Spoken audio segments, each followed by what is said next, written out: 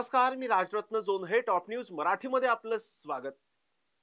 बिहार विधानसभा निवडणुकीसाठी 2 टप्प्यांमध्ये मतदान झालेलं होतं आणि विशेष म्हणजे 9% मागच्या तुलनेमध्ये या मतदानामध्ये वाढ झाल्याचं पाहायला मिळालं होतं. 243 विधानसभेच्या जागांसाठी मतदान झालेलं होतं आणि विशेष म्हणजे महिलांनी सुद्धा मोठ्या प्रमाणामध्ये बाहेर येत मतदान केलं होतं आणि आता या बाबतीमध्ये प्राथमिक कल बिहार निवडणूक निकालाचे प्राथमिक कल आपल्याकडे येतात आणि या चर्चेमध्ये माझ्यासोबत आहे माझा सहकारी संकेत देशपांडे. खरं तर आता बिहारमध्ये पाहावं लागणार आहे, बिहार में फिर एक बार नीतीश बा की राहुल बा.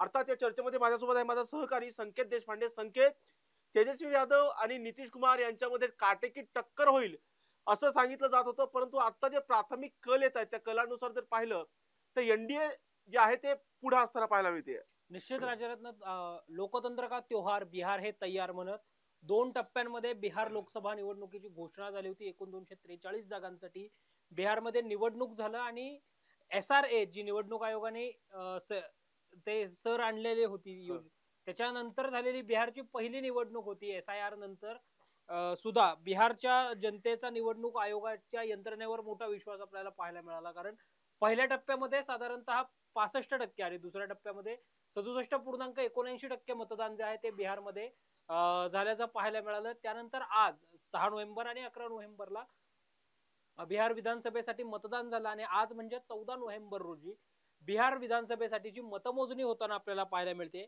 खर तर एक्झिट पोलच्या कलांनुसार एनडीए हा सगळ्यात मोठा पक्ष ठरेल असं बोललं जात होतं. आतापर्यंत आलेल्या प्राथमिक कलांनुसार जर आपण पाहिलं, जे 243 जागांचे कल आता आपल्यापर्यंत पोहोचलेले आहेत, ज्याच्यामध्ये एनडीए 191 जागांवर आघाडीवर असल्याचं पाहायला मिळतंय. महागठबंधन अर्थात महाआघाडी 49 जागांवर आघाडीवर असल्याचं पाहायला मिळतंय. अन्य पक्ष जे आहेत ते 3 जागांवर आघाडीवर असल्याचं पाहायला मिळतंय.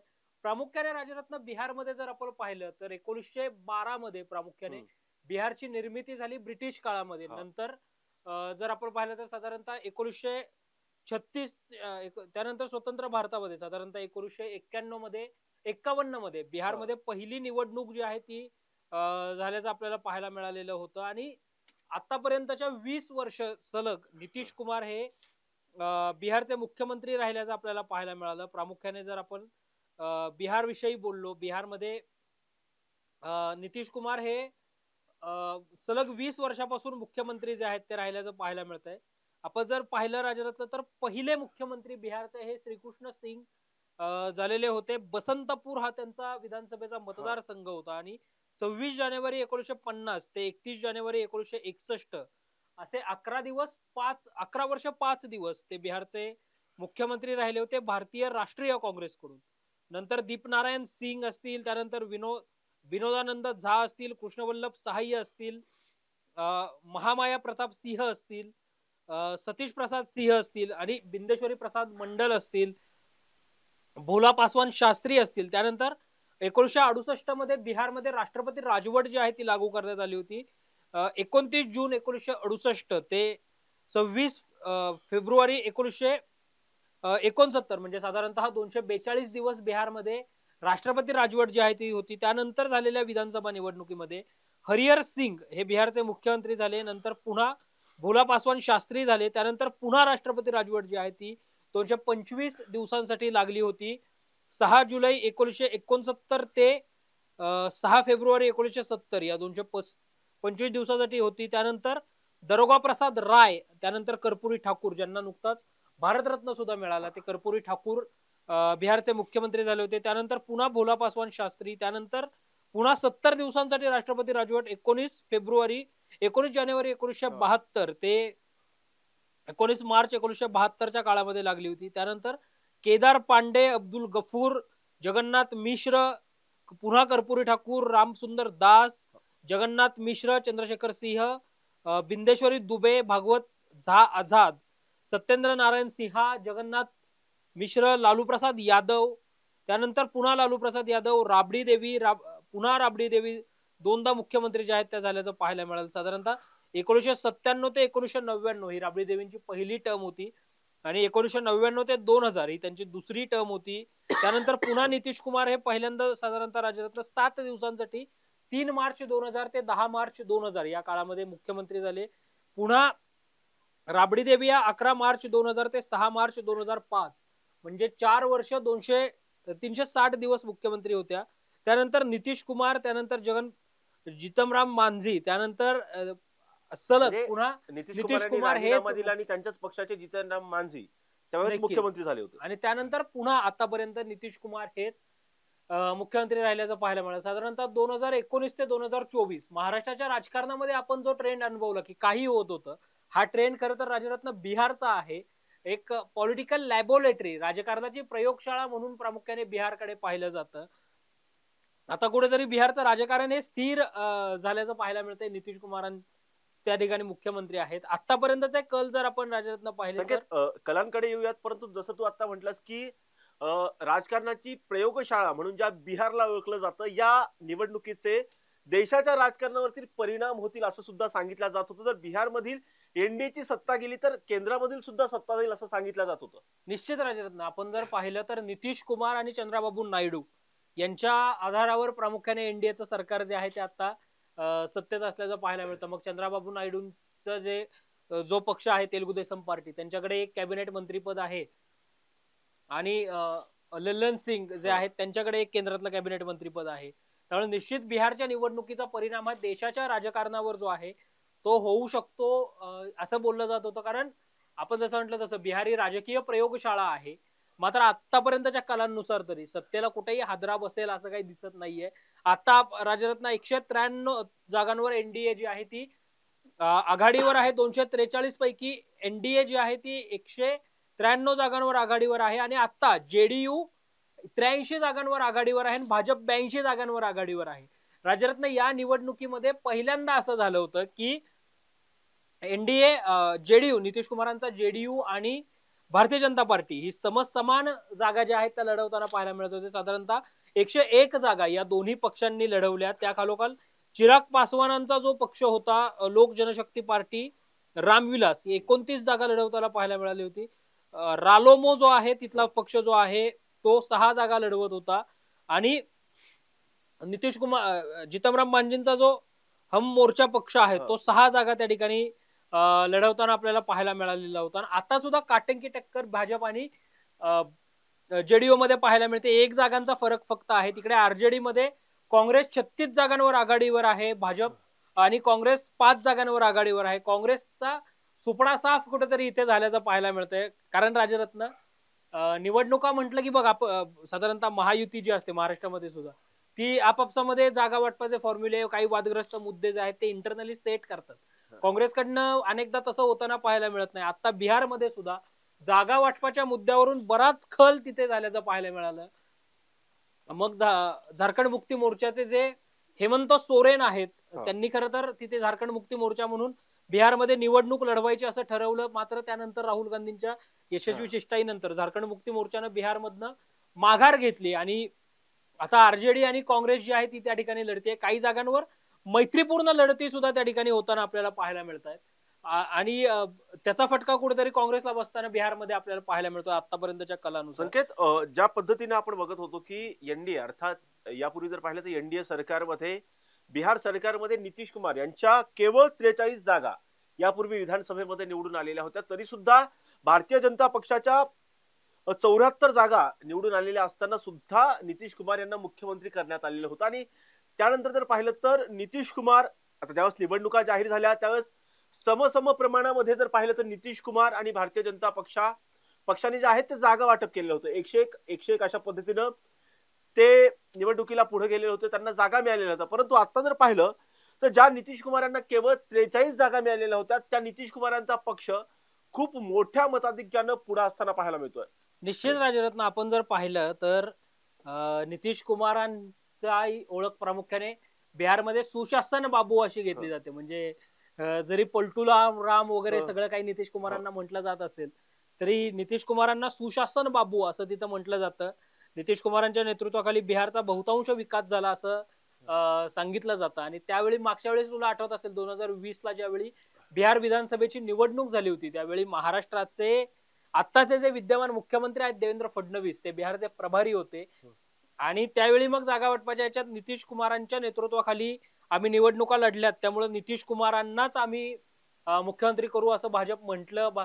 नितीश कुमार मुख्यमंत्री देखील झाले. मात्र नंतर नितीश कुमार यांनी भाजपशी जो जो आहे तो काडीमोड केला, राजकीय काडीमोड केला आणि ते आरजेडी बरोबर गेले. तेजस्वी उपमुख्यमंत्री, नितीश मुख्यमंत्री असं सरकार आपल्याला पाहायला मिळालं. लोकसभा निवडणुकीच्या आधी नितीश पुन्हा इकडे आले. नितीश मुख्यमंत्री, सम्राट चौधरी उपमुख्यमंत्री तिथं बिहारमध्ये झाल्याचं चित्र जे आहे ते आपल्याला पाहायला मिळालं. आणि त्यानंतर आता पुन्हा एकदा नितीश कुमारांच्याच नेतृत्वाखाली आम्ही निवडणूक लढून नितीशच आमचे मुख्यमंत्री पदाचे दावेदार असतील असं भाजपकडनं सांगण्यात आलं. मात्र प्रत्यक्षामध्ये जागा ज्या आहेत त्या समसमान घेण्यात ज्या आहेत त्या आल्याचं पाहायला मिळालं. आता सुद्धा एक दोन जागांचा फरक जर आपण सोडला तर तिथे जेडीयू आणि भाजपमध्ये टक्कर पाहायला मिळते. आताच्या कालानुसार राजरत्न भाजपला 82 जागांवर आघाडीवर आहे आणि जेडीयूला 80 जागांवर आघाडी जी आहे ती मिळाल्याचं पाहायला मिळतंय. अगदी बघ 1-2 जागांचा फरक कुठेतरी आपल्याला इथे पाहायला मिळतोय. त्यामुळे नितीश कुमारांच्याच नेतृत्वावर बिहारच्या जनतेने आतापर्यंत तरी विश्वास ठेवल्याचं पाहायला मिळतं. राजरत्न आणखीन एक फॅक्टर फार महत्वाचा बिहारच्या निवडणुकांमध्ये होता, तो होता राजकीय रणनीतिकार, राजकीय चाणक्य प्रशांत किशोर यांचा. कारण प्रशांत किशोर जनसुराज पक्षाच्या माध्यमातून बिहार विधानसभेच्या रिंगणामध्ये होते. मात्र आणि जर जेडीयू 25च्या पुढे गेलं तर मी राजकारण सोडेन असं प्रशांत किशोर जे आहेत ते म्हटल्याचं पाहायला मिळालेलं होतं. प्रत्यक्षात मात्र तो दावा खोटा ठरताना पाहायला मिळतोय. प्राथमिक कालानुसार आतापर्यंत तरी 80 जागांवर जेडीयू पुढे आहे. जनसुराजला 0 जागा ज्या आहेत त्या मिळताना म्हणजे यापूर्वी 4 जागांवरती आघाडीवरती होतं. निश्चित. त्यामुळे राजरत्न आपण जर पाहिलं तर बिहारच्या राजकारणामध्ये नितीश फॅक्टर जो आहे तो पुन्हा चालताना पाहायला मिळतोय. त्यामुळे एकंदरीतच बिहारच्या जनतेनं नितीशबाच निवडल्याचं पुन्हा एकदा सिद्ध होतंय. संकेत, दुसरी एक महत्वाची गोष्ट म्हणजे जे रामविलास पासवान, जे की सरकार कोणाच्याही असो, कोणाच्याही सरकारमध्ये रेकॉर्ड आहे त्यांच्या रेकॉर्ड असतील, केंद्रीय मंत्री असायचे, त्याच रामविलास पासवान यांचे पुत्र चिराग पासवान जे की आता नरेंद्र मोदी यांच्या सरकारमध्ये केंद्रीय मंत्री आहेत, त्यांचा पक्ष जर पाहिलं तर लोक जनशक्ती पार्टी रामविलास या पक्षाने 29 जागा लढवल्या होत्या. त्यांच्या पक्षातील जे उमेदवार आहेत ते 23 जागांवरती आघाडी आहेत. संकेत, काय फॅक्टर म्हणायचा? निश्चित राजरत्न, इथं जर आपण पाहिलं तर चिराग पासवान हे मी मोदींचा हनुमान आहे असं म्हणताना पाहायला मिळालेले होते. सुरुवातीला जागांची वाटप ज्यावेळी झालं त्यावेळी लोक जनशक्ती पार्टी रामविलासला 29 जागा ज्या आहेत त्या तिथे देण्यात आल्याचं पाहायला मिळालं. काही जागांवर आदला बदली जी आहे ती झाल्याचं पाहायला मिळालं राजरत्न. आणि आता ते सुद्धा लोक जनशक्ती पार्टी रामविलास कडून सुद्धा बिहारमध्ये एक तगडी फाईट जी आहे ती देण्यात येताना पाहायला मिळते. लोक जनशक्ती पार्टी रामविलास सुद्धा या सगळ्या मैदानामध्ये जी आहे ती उतरल्याचं राजरत्न पाहायला मिळतं. राजरत्न, MIM ने आता बिहारमध्ये खातं उघडलेलं आहे.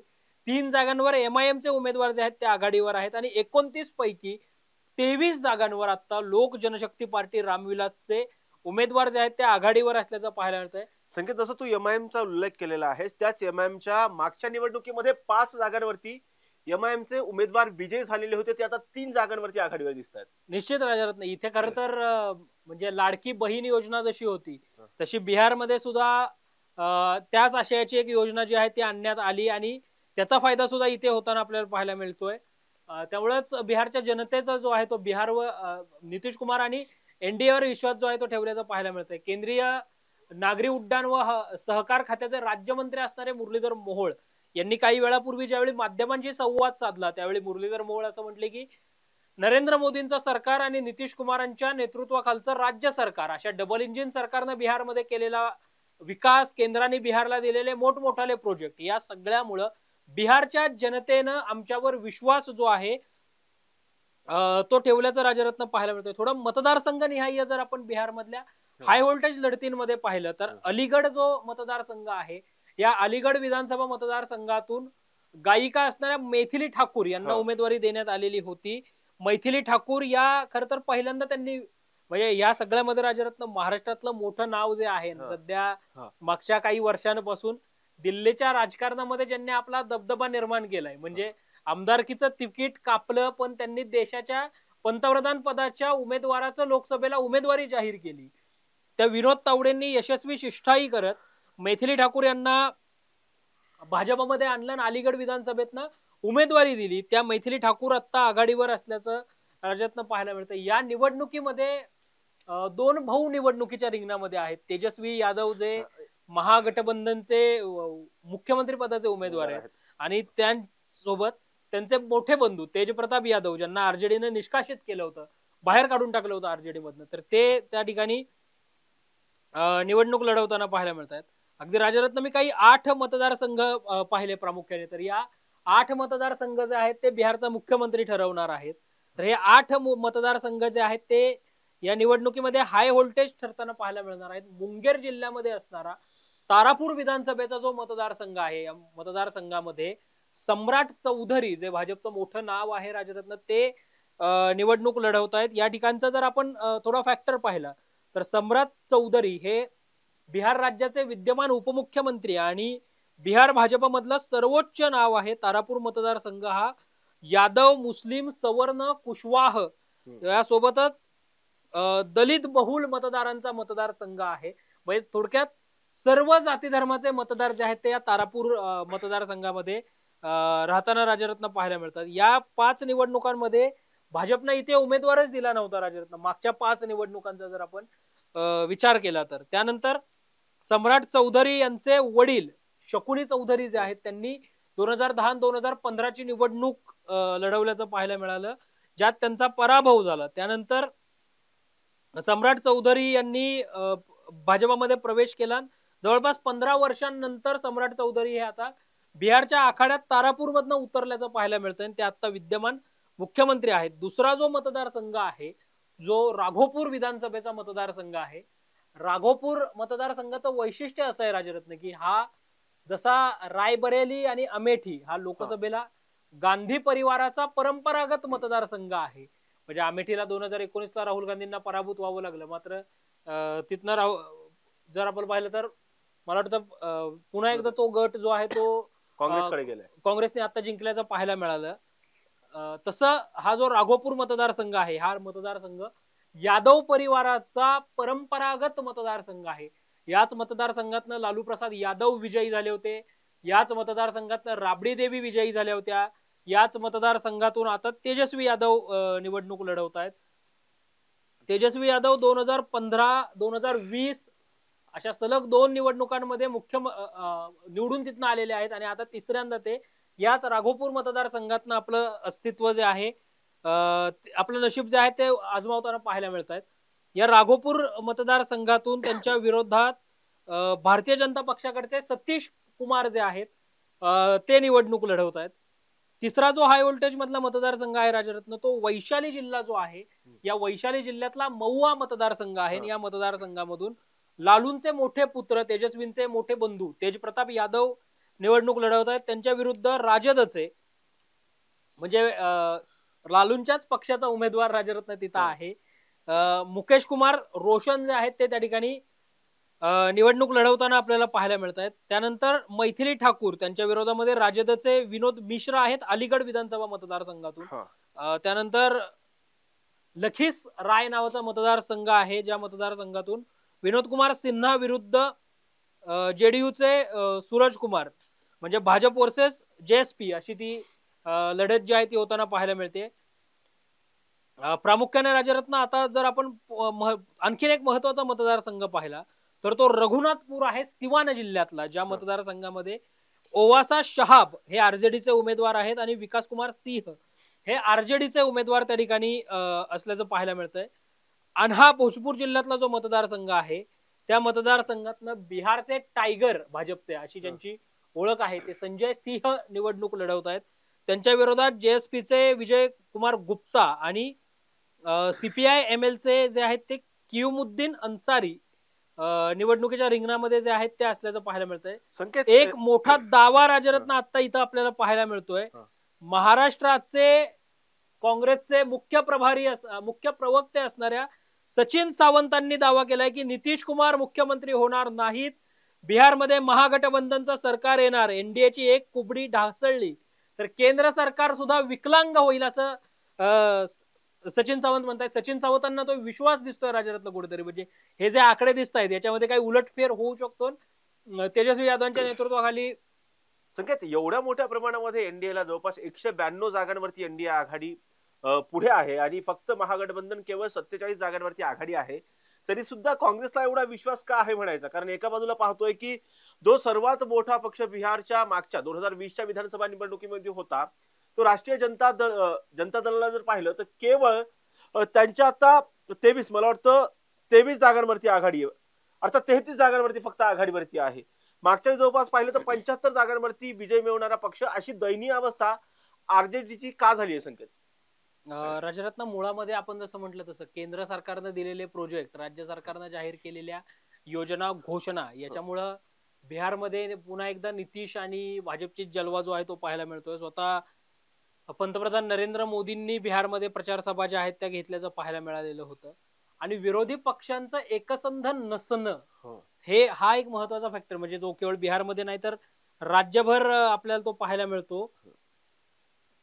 त्यामुळं तिथं सुद्धा आरजेडीला फटका जो आहे तो बसताना पाहायला मिळतोय. काही आरजेडीच्या नेत्यांनी, काही आरजेडीच्या प्रमुख नेत्यांनी जो आहे तो ऐन निवडणुकीच्या वेळी भाजपात प्रवेश करणं, जेडीयूत प्रवेश करणं, या सगळ्यामध्ये आपल्याला आरजेडीला तिथे फटका बसताना पाहायला मिळतोय. राजरत्न, जेडीयूचं जे बिहारचं कार्यालय आहे त्या कार्यालयाच्या बाहेर शंखनाद आत्ता सुरू आहे. जेडीयूने विजयाचा विश्वास जो आहे तो दाखवताना पाहायला मिळतात. नितीश कुमारांसह पंतप्रधान नरेंद्र मोदी आणि लल्लन सिंग यांचे फोटो वापरत जेडीयूने आता जल्लोष जो आहे तो जल्लोष सुरू केलेला आहे. जेडीयू मध्ये पुन्हा एकदा राजरत्न असं जर झालं, जर जेडीयूचं सरकार म्हणजे एनडीएचं सरकार राजरत्न आलं, तर बिहारच्या राजकारणामध्ये एक नवा रेकॉर्ड जो आहे तो राजरत्न तयार होणार आहे. प्रत्यक्षामध्ये आता लाडू वाटून, मोतीचूर लाडू वाटून जेडीयू कार्यालयाच्या बाहेर जल्लोष जो आहे तो सुरू असल्याचं पाहायला मिळतंय. 84 जागांवर भाजप आघाडीवर आहे, 35 जागांवर आरजेडी आघाडीवर आहे, 7 जागांवर काँग्रेस तिथे आघाडीवर असल्याचं पाहायला मिळतंय. आणि जेडीयू कार्यालयाच्या बाहेर जल्लोष जो आहे तो सुरू असल्याचं पाहायला मिळतंय.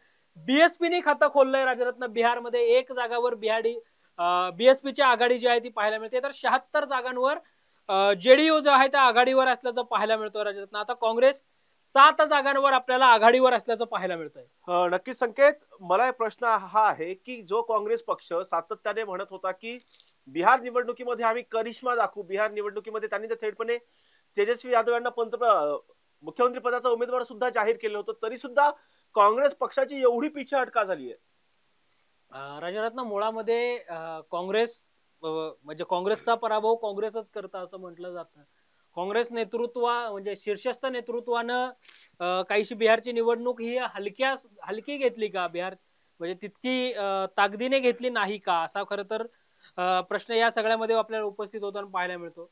तेजस्वी यादव हे मुख्यमंत्री पदाचे उमेदवार आरजेडी कडून झाले राजरत्न.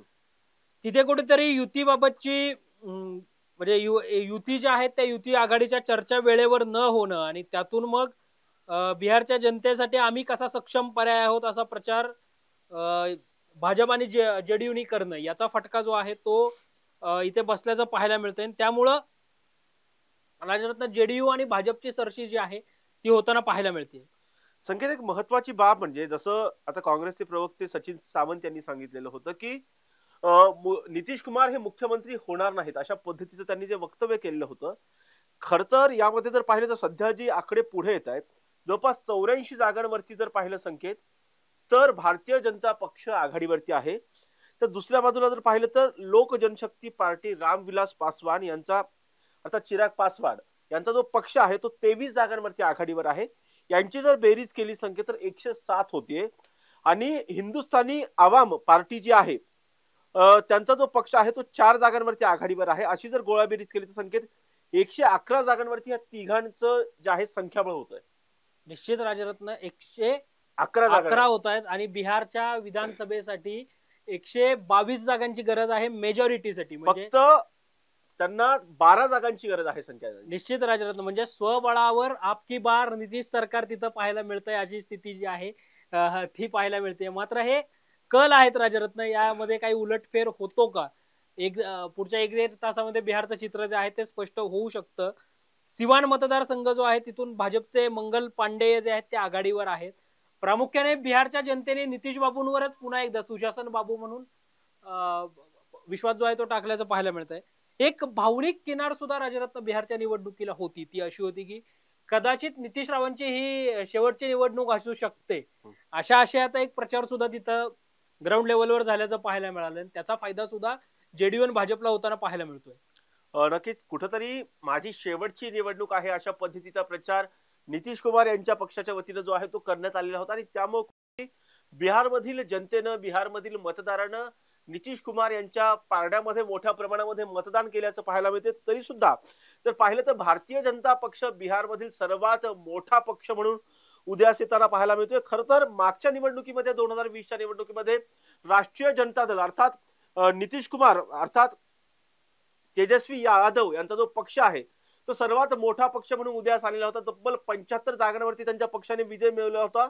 पण आता भारतीय जनता पक्ष 82 जागांवरती आघाडीवरती आहे, तर जेडीयू अर्थात जर पाहिलं तर 75 जागांवरती जेडीयू आघाडीवरती आहे. तर लोक जनशक्ती पार्टी रामविलास हा जो पक्ष आहे तो 22 जागांवरती आघाडीवरती आहे. त्याचबरोबर हिंदुस्थानी आवाम पार्टी हा जो पक्ष आहे तो 4 जागांवरती आघाडीवरती असताना पाहायला मिळतो. काँग्रेस पक्ष जर पाहिलं तर काँग्रेस पक्षाची प्रचंड पिछाड झालेली आहे. काँग्रेस पक्ष केवळ 7 जागांवरती संकेत. काँग्रेस पक्षाचा खूप मोठा पराभव म्हणायचा. एका बाजूला केंद्रामध्ये विरोधी पक्षनेते राहुल गांधी आहेत, ते कुठेतरी बिहार निवडणुकीमध्ये कमी पडलेत असं म्हणायचं का? निश्चित राजरत्न, खरं तर अगदी म्हणजे दिल्लीमध्ये बैठक घेऊन एनडीएने ज्यावेळी जागा वाटपाचं सूत्र केलं आणि आपल्याला एनडीएला निवडून आणायचंय असा प्रचार त्या ठिकाणी केला गेला, त्यावेळी काँग्रेस आणि जेडीयू, काँग्रेस आणि राजद प्रमुख पक्ष जे आहेत ते जागा वाटपांवर वाटाघाटी करत बसले आणि तिकडं उमेदवार घोषित करून भाजपने एनडीएने प्रचार सुद्धा सुरू केला होता. त्यामुळं त्याचा फायदा जो आहे तो या ठिकाणी निश्चित झाल्याचं पाहायला मिळतं. शिवाय केंद्रीय अर्थसंकल्पामधनं बिहारला मिळालेली भरघोस मदत आणि पंतप्रधान नरेंद्र मोदींनी बिहारकडे घातलेलं स्वतः घातलेलं लक्ष, अमित शहांनी घातलेलं लक्ष आणि या सगळ्यामध्ये प्रामुख्याने राजरत्न जेडीयू पेक्षा जर आपण पाहिलं तर या निवडणुकीमध्ये भाजपचा एक अजेंडा असा राहिल्याचं पाहायला मिळालं की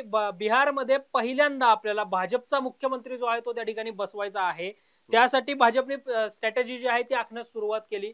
आता विनोद तावडे हे भाजपचे प्रभारी आहेत राजरत्न. विनोद तावडेंच्या नेतृत्वाखाली सुद्धा भाजपने बरीच मोठी रणनीती जी आहे ती आखल्याचं पाहायला मिळालं.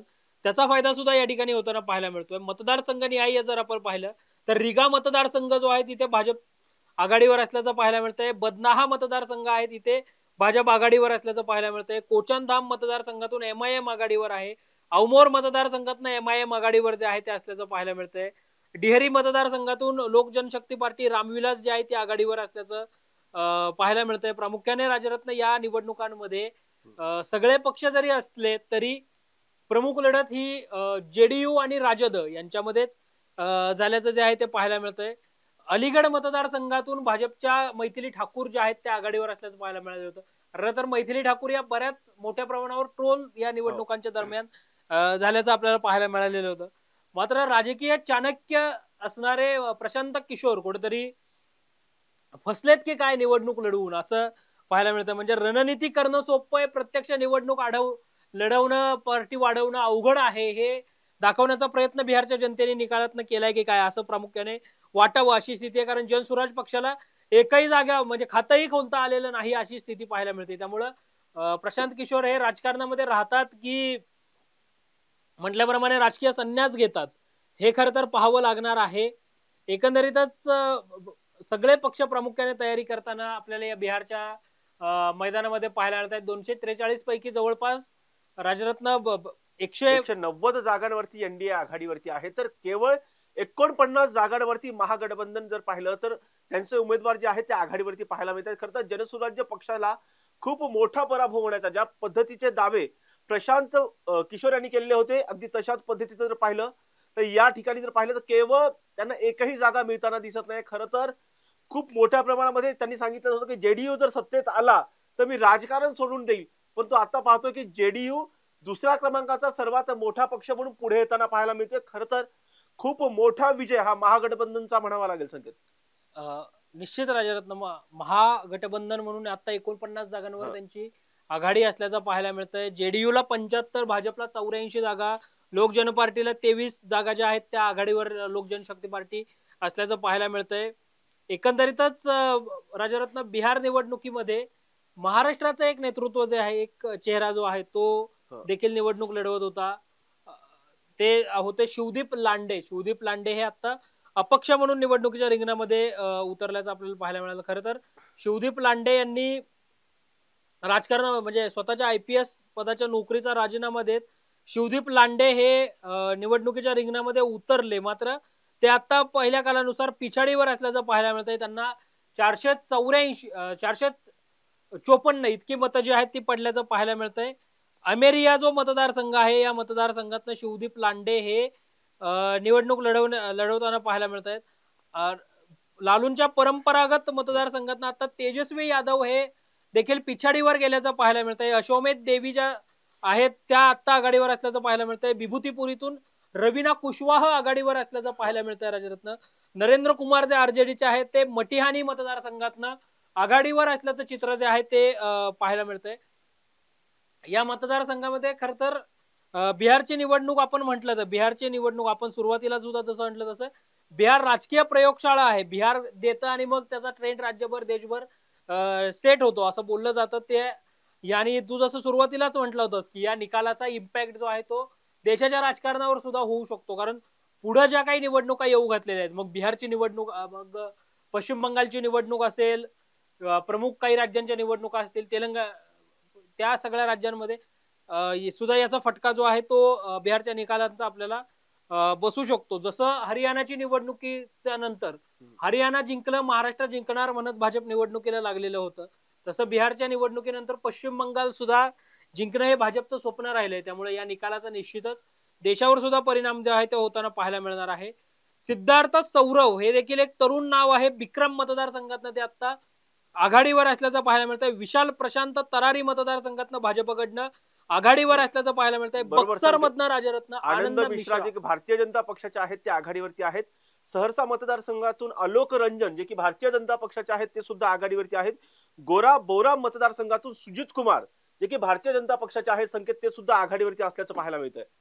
मैथिली ठाकूर अजूनही त्यांच्या आघाडी जी आहे ती कायम असल्याचं पाहायला मिळतंय. जाले मतदारसंघातून जीवेश कुमार आघाडीवर आहेत. उजिरापूर जो मतदारसंघ आहे तिथून RJDचा उमेदवार आघाडीवर असल्याचं पाहायला मिळतंय. सुगवली मतदारसंघातून लोक जनशक्ती पार्टी रामविलासचे उमेदवार जे आहेत ते आघाडीवर असल्याचं पाहायला मिळतंय. नरकटिया मतदारसंघातनं JDU आघाडीवर आहे. सौपल मधनं JDU आघाडीवर आहे. त्रिवेणीजंग मतदारसंघातनं JDU आघाडीवर असल्याचं चित्र जे आहे ते पाहायला मिळतंय. राजरत्न मोदींनी जितकं लक्ष बिहारमध्ये घातलं तितकं लक्ष घालण्यास राहुल गांधी कमी पडले असंच चित्र एकंदरीत निकालावरती दिसतंय. कारण काँग्रेसला आतापर्यंत केवळ 7 जागांवर आघाडी जी आहे ती मिळाल्याचं पाहायला मिळतंय. नक्कीच संकेत, एक प्रकारे आपण बघतोय की बिहारच्या निवडणुकीचा इम्पॅक्ट केंद्राच्या सरकारवरती होणार असं राहुल गांधी यांचं ज्या पद्धतीनं प्रचार करण्यात आलेला होता अगदी तशाच पद्धतीचा काही इम्पॅक्ट हा केंद्राच्या सरकारवरती होणार नाही. त्याचं महत्वाचं कारण म्हणजे NDA सरकार पूर्ण बहुमतात लँडस्लाइड विक्ट्री म्हणता येईल अशा पद्धतीचा विजय NDA सरकारचा होताना पाहायला मिळतो. तर महागठबंधन केवळ 49 जागांवरती आघाडीवरती आहे. जो राष्ट्रीय जनता दल हा पक्ष जर पाहिलं तर सर्वात मोठा पक्ष 2020च्या निवडणुकीमध्ये आपण पाहिलेला होता, त्याची प्रचंड पिछाट होताना दिसते. खरं तर तेजस्वी यादव आणि त्याचबरोबर राहुल गांधी यांच्या काँग्रेस पक्षाच्या वतीने जागा वाटपासाठी कुठेतरी खूप उशीर झाला आणि त्यामुळे कुठेतरी त्यांना प्रचारासाठी वेळ कमी पडला असं म्हणायचं का, की कारण ते जनतेपर्यंत त्या बाबतीमध्ये पोहोचलेले नाही, त्याचा फटका आपल्याला पाहायला मिळतो का? अगदी निश्चित राजरत्न, काँग्रेस पक्षाने फारशी समाधानकारक कामगिरी केली नाही असंच म्हणावं इथे लागेल. कारण 7 जागांवर केवळ काँग्रेस आघाडीवर आहे. महागठबंधन म्हणून 48 जागांवर ते आघाडीवर असल्याचं पाहायला मिळतंय. प्रामुख्याने राजरत्न या निवडणुकांमध्ये जर आपण पाहिलं आतापर्यंतच्या कलांनुसार तर पोस्टल बॅलेटची मतमोजणी झाली, EVMची मतमोजणी असताना पहिल्या कालापासून अगदी पोस्टल बॅलेट पासूनच NDAची आघाडी जी आहे ती कायम असल्याचं पाहायला मिळतंय. आता 84 जागांवर भाजप आणि 76 जागांवर JDU जे आहे ते आघाडीवर असल्याचं पाहायला मिळतंय.